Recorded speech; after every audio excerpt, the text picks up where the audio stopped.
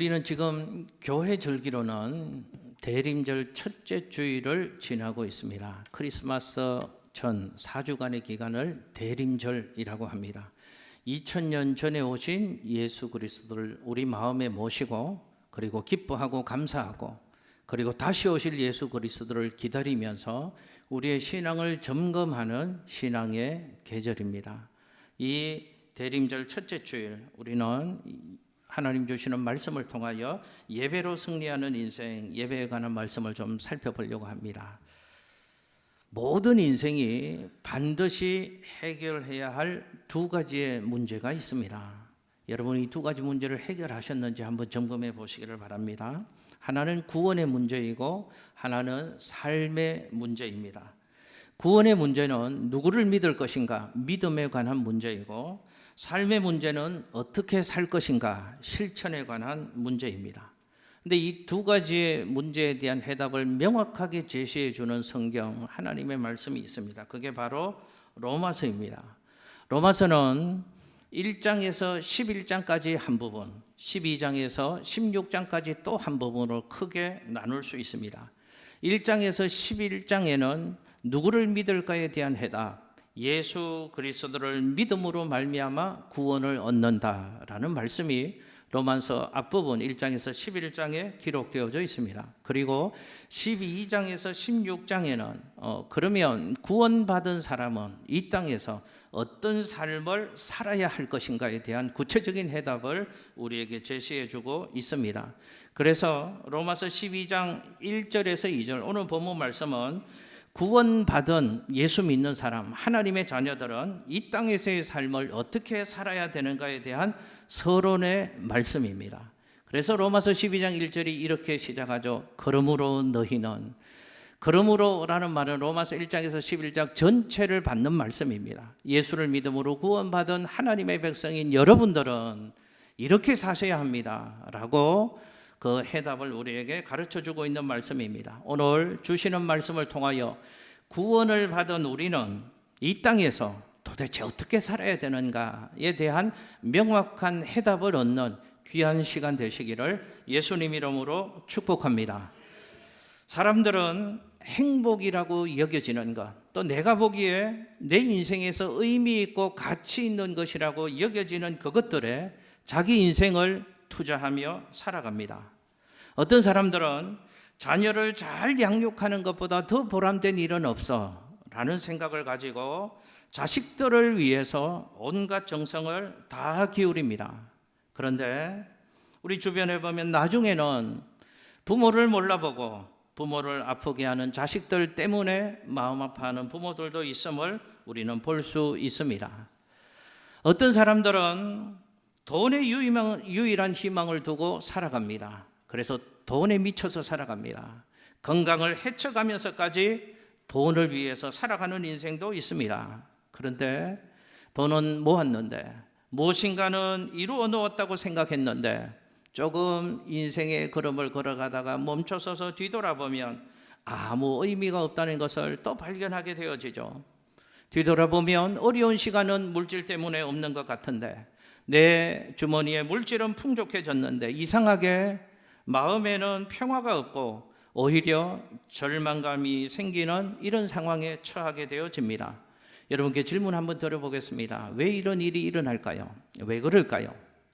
삶의 의미와 삶의 보람과 삶의 목적을 완전히 잃어버리고 살아가기 때문에 우리 인생에 그런 일들이 일어나는 겁니다. 사람들이 이렇게 낙심하는 것은 엄밀히 따져보면 처음부터 삶의 목적을 잘못 설정했기 때문이라는 것을 우리는 생각해 볼 수 있습니다. 여러분, 애초부터 돈이나 명예나 자식들이나 출세는 애초부터 우리 인생의 목적이 될 수 없는 것들입니다.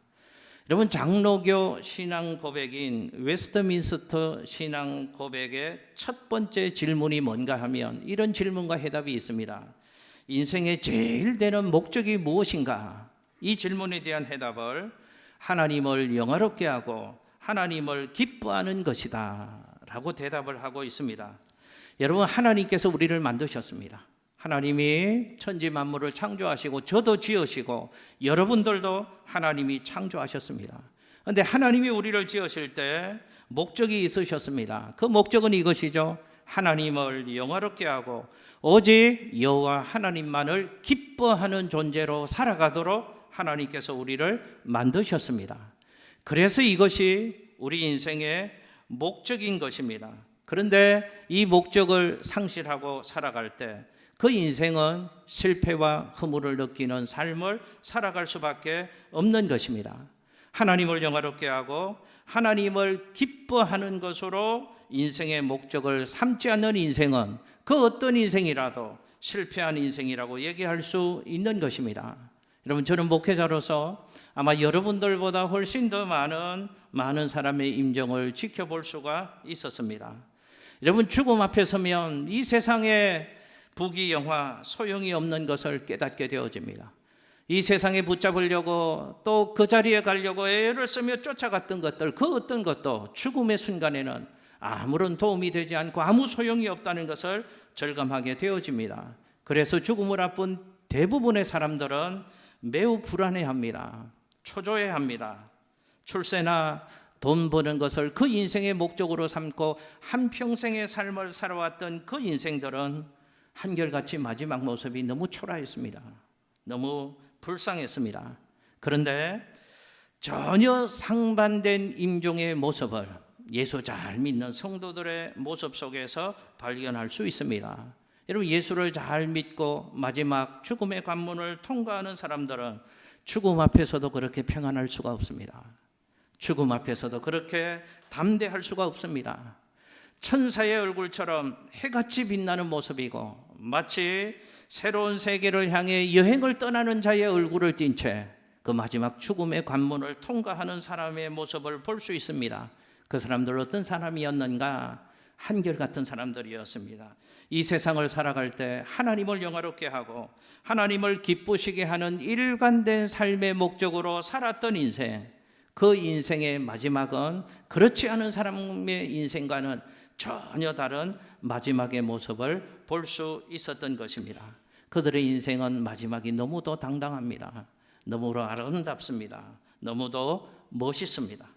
사랑하는 성도 여러분, 예수를 믿는 하나님의 사람들은 세상 사람과는 다른 삶을 이 땅에서 살아야 할 줄로 믿습니다.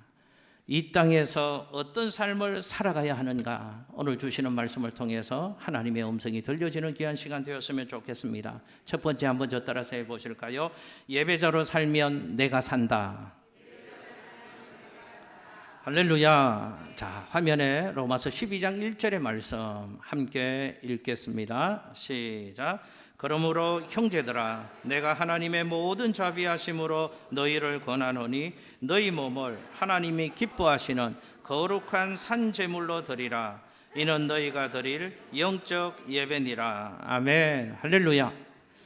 여러분, 그러므로 이 말은 로마서 1장에서 11장 전체를 받는 말씀이라고 제가 말씀드렸습니다. 예수를 믿고 구원을 받아야 된다. 그렇다면 구원받은 자는 어떤 삶을 살아야 되는가? 한마디로 성경은 우리에게 교훈합니다.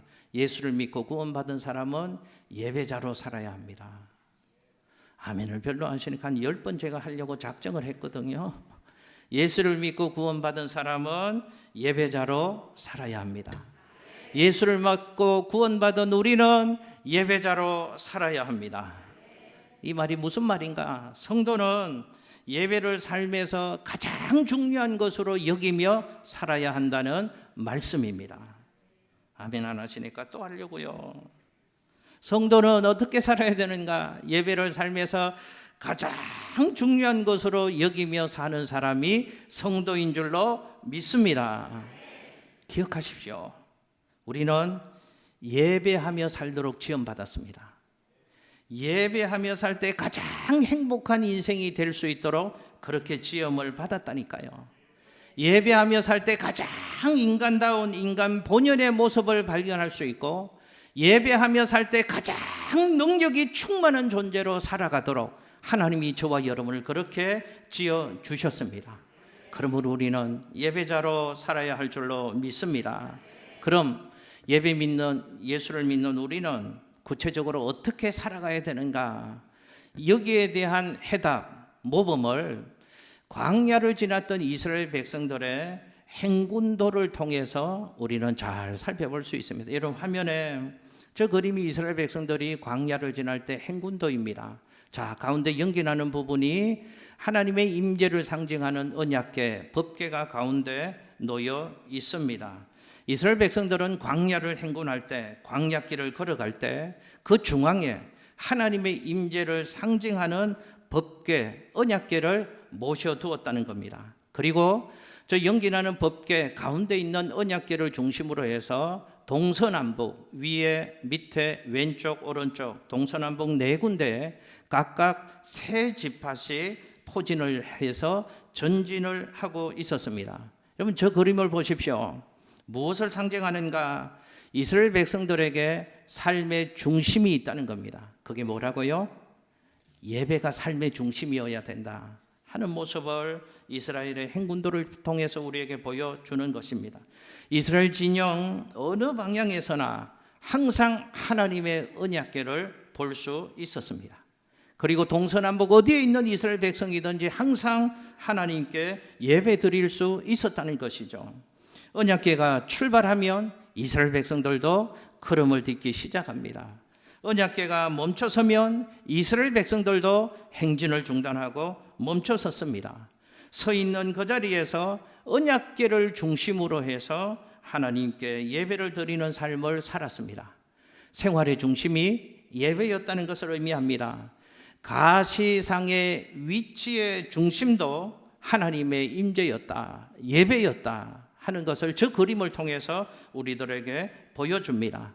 여러분 이런 생각이 듭니다. 이스라엘 백성들이 하나님께 시간과 예법을 따라 정성을 다해서 예배를 드린 것 같지만 사실은 광야에서 이스라엘 백성들을 지켜주신 것이 예배였구나, 하나님의 보호하심이었구나 하는 것을 생각해 볼 수 있습니다. 여러분 이제 제 얼굴을 보시고요, 우리 모두 기억해야 합니다. 우리가 예배를 드릴 때 우리의 삶과 우리의 발걸음을 하나님이 지켜주시는 줄로 믿습니다. 기억하셔야 합니다. 그러니 우리는 예배를 귀하게 여기고 예배 중심의 삶을 힘써 살아가야 하는 겁니다.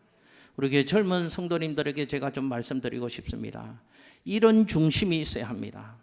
여행을 가다가도 아무리 바쁜 일이 있어도 주일이 되면 본교회에서 주일을 지키려는 중심이 있어야 합니다.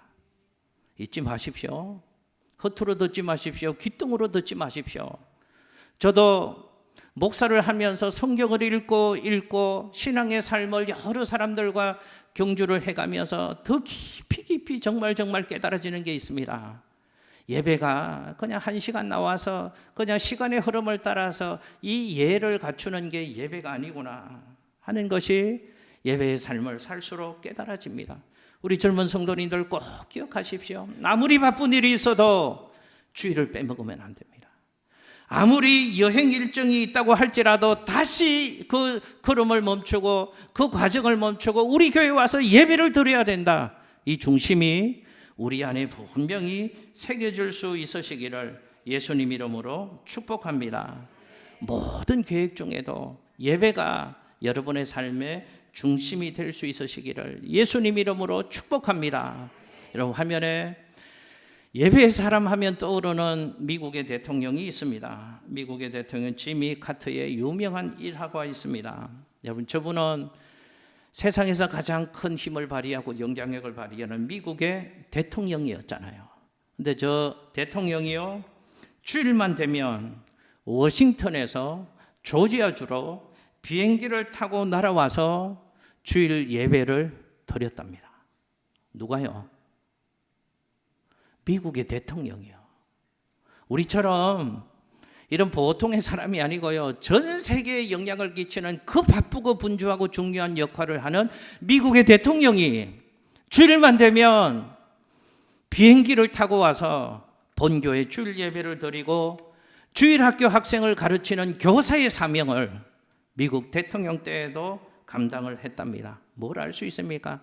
저분의 삶의 중심은 철저하게 하나님을 예배하는 것이 삶의 중심이었구나. 하나님이 저 대통령의 예배를 보셨잖아요. 하나님이 저분의 섬김과 헌신을 보셨잖아요. 하나님이 두 손 높이 들어 저분의 인생을 복 주신 겁니다. 저분의 인생을 귀하게 하나님이 사용해 주신 것입니다.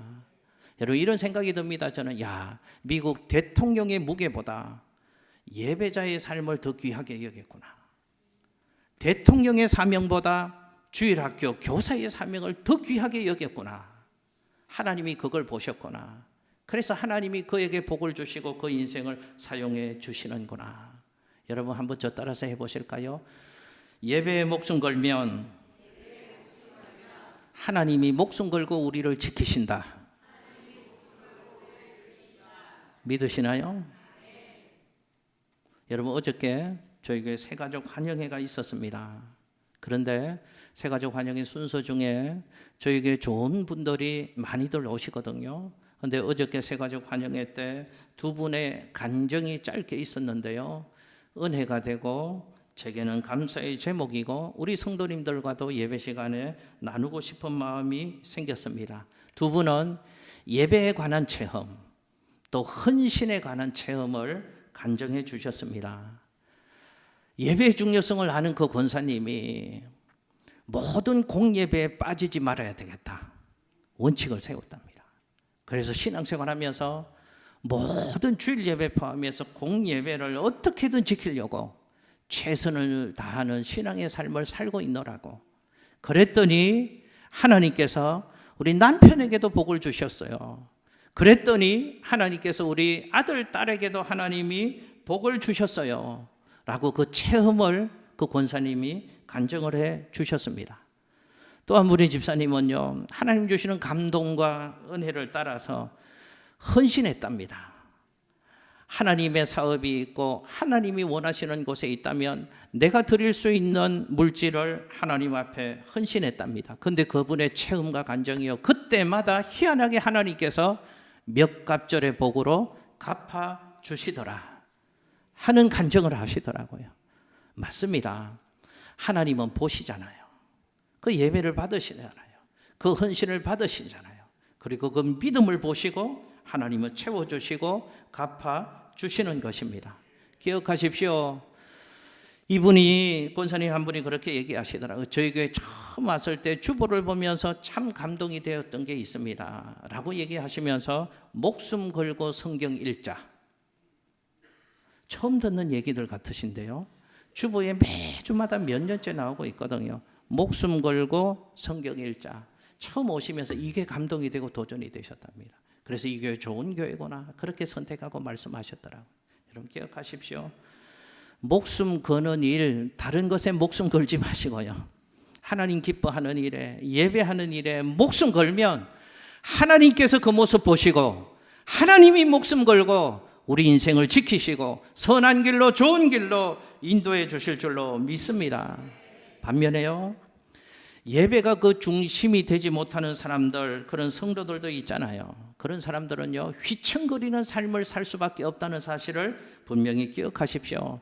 중심이 없으니까 휘청겁니다. 흔들립니다. 누가 와서 낚시 가자고 하면 주일 빼먹고 낚시 가죠. 누가 와서 좋은데 이 좋은 철 등산 못 가면 놓친다. 등산 가자고 하면 또 휘청거려서 주일 빼먹고 또 등산을 가게 되어집니다. 또 작은 어려움이 있으면 또 교회 나가는 것, 예수 믿는 것 무슨 의미가 있나, 또 낙심이 되어져서 쉽게 예배를 포기합니다. 이분의 삶의 중심은 예배가 아닙니다. 그분에게 예배는 중심이 아니고 액세서리이기 때문에 그렇습니다. 그런 인생은 처음부터 끝까지 계속해서 흔들리는 삶을 살 수밖에 없다는 사실을 기억하시기를 바랍니다. 여러분, 예배가 중요한 이유는 한번 저 따라서 해보실게요. 예배는 우리를 살리는 능력이다. 할렐루야. 예배 드릴 때 하늘 능력 경험하고 살아날 수 있는 것입니다. 예배를 떠나서도 살 수는 있습니다. 그러나 겉으로는 살한 것 같지만 속으로는 죽은 자고 아무런 능력이 없는 허약한 인생이 될 수밖에 없음을 기억하셔야 합니다. 그러므로 우리는 목숨 걸어야죠. 그 귀한 예배에 목숨을 걸어야 합니다. 여러분, 아무리 믿음 좋다고 호흡 장담하는 그 어떤 사람도 한 달만 예배 드리지 말아 보십시오. 그 마음속에서 별 소리가 다 나옵니다. 예수 믿은 지 20년, 30년, 40년 그 사람 한 달만 예배 빠져 보십시오. 해서는 안 되는 말이 그 입에서 속에서 막 쏟아져 나옵니다. 하나님이 살아계시기나 한 거냐? 기도가 무슨 소용이 있냐? 아휴, 왜 사는지 모르겠다. 해서는 안 될 말들이 막 쏟아져 나오는 겁니다. 삶이 완전히 뒤죽박죽 되어버리는 겁니다. 기억하십시오. 예배를 드려야 되는 이유는, 예배는 우리에게 생명을 공급해주는 생명선이기 때문에 그렇습니다. 예배를 드릴 때 그 능력으로 살아날 수 있는 겁니다. 예배가 없으면 생명줄이 막히는 겁니다. 그래서 죽음을 맛보고 아우성치는 흔들리는 비참한 삶을 이 땅에서 살아갈 수밖에 없는 것입니다. 영적으로 살아있는 예배, 하나님의 임재를 경험하는 예배, 그 예배를 드리지 못하는 사람은 그 영혼이 날마다 시들어간다는 사실을 기억하십시오. 여러분의 예배 생활 점검해 보십시오. 특별히 어린 시절부터 신앙생활한 우리 성도님들 점검해 보십시오. 나의 예배 가운데 하나님의 임재를 경험한 예배가 얼마나 있었나? 내 예배 속에 영적으로 살아있는 그 영적인 체험이 있는 예배가 내 삶 가운데 얼마나 있었나? 그 예배가 없으면 여러분의 영혼은 시들어갈 수밖에 없습니다. 마치 다 죽어가는 화분의 꽃처럼 매일매일 시들어가는 것입니다. 옆에 있는 사람이 그 얼굴을 볼 때도 짜증나는 인생으로 시들어가고 초라한 모습으로 변해가는 겁니다. 왜 그런가? 살아있는 예배가 그 인생 가운데 없기 때문에 그런 것입니다. 그러므로 우리는 예배를 사모해야 됩니다. 예배를 위해서 기도해야 됩니다. 예배 은혜 받기 위해서 최고의 준비를 해야 하는 것입니다. 우리의 온 힘을 다해서 예배를 사모하고 영광스러운 예배를 드릴 때 예배 시간에 우리의 영혼이 살아나는 역사가 있는 줄로 믿습니다. 얼굴에 생명감이 충만합니다. 비 온 후에 싱싱한 화초같이 얼굴에 빛이 나기 시작하는 겁니다. 건드리면 터질 것 같은 영적인 충만함이 그 영혼 가운데 있는 겁니다. 그 속에는 기쁨이 있기 때문에 감출 수 없는 감격이 밖으로 배어져 나오는 겁니다. 살아있는 예배를 드릴 때 이런 영적인 역사가 예배하는 우리들에게 경험되어지는 겁니다. 또 한 번 더 따라서 해볼게요. 예배는 축제입니다. 할렐루야. 예배 한번 잘 드리는 게 중요합니다. 예배를 잘 드리면 내 영혼 가운데 있던 어둠의 그림자와 패배감이 예수 이름으로 우리의 영혼 속에서 떠나가고 사라지기 때문에 그렇습니다. 내 영혼 속에 있는 죽음의 세력들이 다 물러가는 겁니다. 하나님의 생명이 충만하게 되어져서 내 안에 영혼의 세포 하나하나가 춤을 추는 멋들어진 인생으로 세워지는 역사가 예배 가운데 일어나게 되는 줄로 믿습니다. 부부간에 문제가 있는 가정, 그 문제를 해결하는 가장 좋은 방법, 부부가 같이 예배를 드리는 겁니다. 함께 예배 드리면 하나님의 은혜가 남편에게도 임하죠. 아내에게도 임하게 되어는 겁니다. 동일한 은혜를 체험하게 되어지니까 성령 안에서 하나 되어짐을 다시금 경험하게 되어지는 겁니다. 자녀 문제 때문에 속상한 분들도 계시죠. 자녀 문제를 해결하는 가장 좋은 방법이 예배하는 자녀로 키우는 것이고 함께 예배를 드리는 겁니다. 여러분, 우리 부모님들 잊지 마십시오. 자녀가 예배를 떠나는 순간 그 자녀는 내 자식이 아니고 마귀의 자식이 될 수도 있다는 사실을 기억하셔야 합니다. 자녀에게 예배의 중요성을 가르쳐야 됩니다. 자식들에게 예배의 모범이 되셔야 합니다. 공부 잘해라, 출세해라, 이런 것들만 강조하는 부모는 어리석은 부모입니다. 그런 것들을 강조하기 전에 자녀들을 예배하는 사람으로 세우는 일이 부모로서 하나님 앞에 맡은 최고의 의무라는 사실을 잊지 마셔야 합니다. 자녀가 예배자로 서면 하나님께서 크고 강한 손으로 그 인생을 붙잡아 주실 것입니다.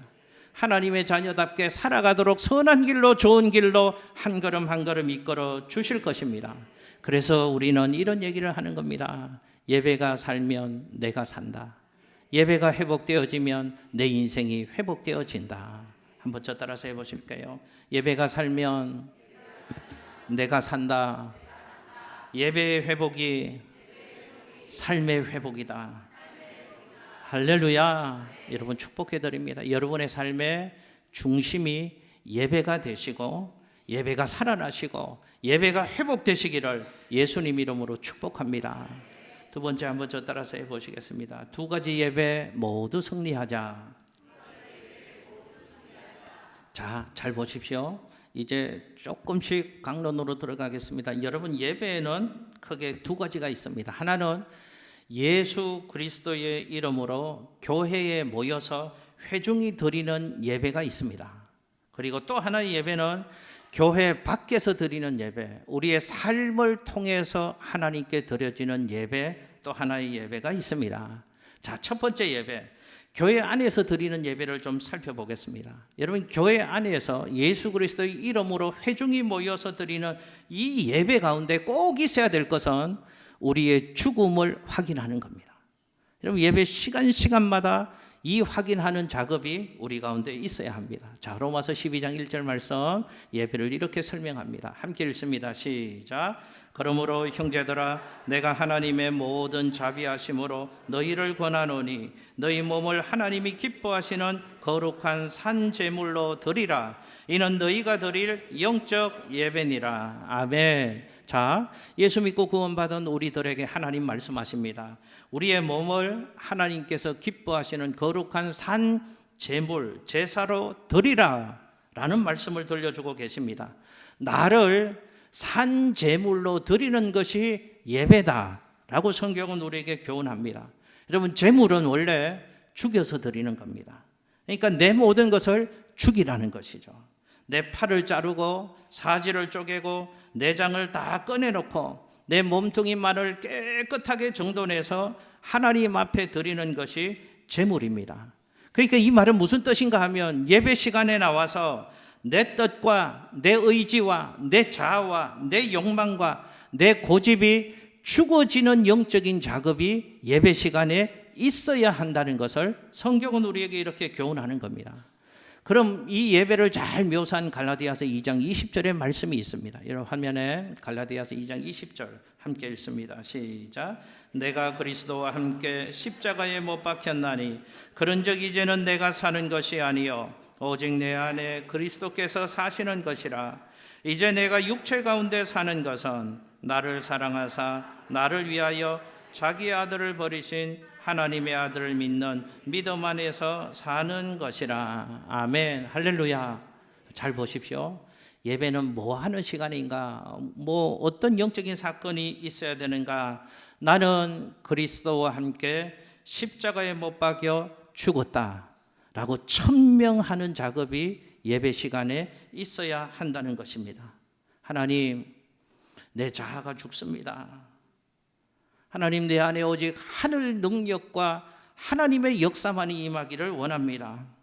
하나님의 뜻만이 내 삶을 이 어지럽고 광야 같은 세상을 살아가는 전쟁 같은 세상 속에 있는 나를 주관해 주시기를 원합니다. 확인하고 선언하는 것이 예배 시간에 우리 안에 있어야 된다는 겁니다. 그래서 하나님의 뜻으로 충만해져서 다시 교회당 문을 열고 밖으로 나가서 힘차게 세상에서의 삶을 살아가는 것, 그게 예배의 본질이다 라고 성경은 우리에게 교훈하는 겁니다. 여러분 잘 보십시오. 이런 의미로 예배를 이해한다면 교회는 나와서 예배의 행위는 하고 있지만 사실은 예배를 드리지 않는 사람들이 참 많다 하는 것을 우리는 확인할 수 있습니다. 우리 중에도 어쩌면 몸만 앉아있는 몸뚱이 예배자들이 있을 수 있습니다. 나와 있는데 하나님 말씀을 듣지 않습니다. 하나님 말씀이 들리지 않습니다. 하나님의 말씀은 듣기는 들어도 자기 고집과 자기 색안경을 끼고서 말씀을 판단합니다. 저 말은 받아들일 만해. 저 말도 안 되는 소리야. 저 말씀은 따를 수 있고 요 말씀은 요 정도만 따를 수 있겠어. 자신이 따를 수 있는 말씀과 따를 수 없는 말씀을 자기가 결정해 버립니다. 여러분 기억하셔야 합니다. 말씀을 받는 우리에게 판단이 있어서 되는 것이 아니고 전적으로 아멘으로 받아들이고 순종하는 작업이 우리에게 있어야 합니다. 만약 말씀을 판단하는 사람은 예배자가 아닙니다. 심판자로 예배를 판단하고 있는 겁니다. 자, 두 번째 예배 한번 말씀드릴게요. 교회 밖에서 삶을 통해서 드리는 예배가 있다라고 로마서 12장 2절 말씀에서 우리에게 교훈합니다. 화면에 로마서 12장 2절 두 번째 예배를 설명합니다. 시작. 너희는 이 세대를 본받지 말고 오직 마음을 새롭게 함으로 변화를 받아 하나님의 선하시고 기뻐하시고 온전하신 뜻이 무엇인지 분별하도록 하라. 아멘. 자, 이 말씀은 제가 쉽게 말씀드려 볼게요. 예배를 교회 안에서만 드리는 것으로 한정하지 말라는 겁니다. 예배를 삶 전체로 확장시켜라. 이 말씀을 로마서 12장 2절에서 우리에게 들려주시는 것입니다. 이 세대를 본받지 않는 것이 예배다 라고 2절 말씀에서 우리에게 교훈하는 겁니다. 오직 마음을 새롭게 함으로 변화를 받는 것이 예배다 라고 우리에게 교훈을 하는 겁니다. 이런 뜻입니다. 모든 사람들이 세상을 살면서 바쁘다고 하고 세속적인 일에 매달리고 살아가지만 하나님의 사람들은 하나님의 말씀을 사모하며 살고 하나님의 말씀을 묵상하고 살고 하나님 붙잡고 사는 것이 예배다라고 성경은 우리에게 교훈하는 겁니다. 또 예배를 이렇게 설명하는 겁니다. 세상 사람들이 모두가 편법을 쓰고 부정을 저지른다고 할지라도 나만은 하나님 말씀 앞에서 부끄럽지 않은 인생으로 살아가리라 이렇게 결심하고 그 삶을 살아가는 것이 예배다라고 성경은 우리에게 말씀하는 겁니다. 여러분, 이렇게 살면 진정한 예배자의 삶으로 세상을 살아가는 사람에게는 때로는 핍박이 올 수도 있습니다. 환난이 올 수도 있습니다. 삶을 통해서 진정한 예배를 드리기로 결정했기 때문에 핍박도 올 수 있고 환난도 올 수 있는 것입니다. 여러분, 우리 믿음의 뿌리인 청교도들은 화면에 보시면 성속 이원론을 거부하고 살았습니다. 거룩한 것과 속된 것, 이원론을 거부하며 살았다 그 말이죠. 교회 안에서는 거룩한 것 같습니다. 그런데 나가서는 멋대로 살아가는 그리스도인들이 많다는 것이죠. 그건 성도의 삶이 아니다 라고 이들은 선언했습니다. 이들은 이렇게 인식했습니다. 삶 전체가 예배다. 목사님이 교회에서 설교하는 일도 거룩한 일이지만 농부가 들판에서 농사를 짓는 일도 똑같이 거룩하고 귀한 일이다. 이렇게 선언을 했던 겁니다. 심지어 이들은 직업을 소명이라고 불렀습니다.